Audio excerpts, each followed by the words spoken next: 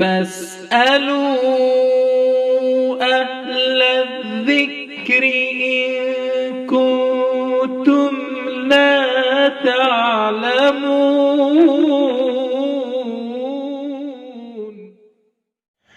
مفتیان دارالفتہ والقضاء ضلع بارہ بنکی، السلام علیکم ورحمۃ اللہ وبرکاتہ۔ مفتی صاحب، سوال یہ ہے کہ پورے ملک میں لاک ڈاؤن ہے، بہت سے وہ لوگ ہیں جو صاحب حیثیت ہیں مگر رقم پاس میں نہیں ہے، زیور ہے بیچ نہیں سکتے اور کھانے پینے کی اشیاء ختم ہیں، کیا ایسے صاحب حیثیت افراد کو زکوٰۃ کی رقم یا زکوٰۃ کی رقم سے راشن دیا جائے تو کیا زکوٰۃ ادا ہو جائے گی؟ اگر نہیں تو کیا کیا جائے؟ کوئی اور شکل ہے؟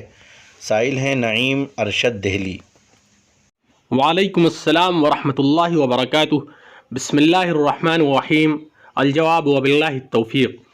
زکوٰۃ کا مصرف فقط مسلمان فقراء و مساکین ہیں۔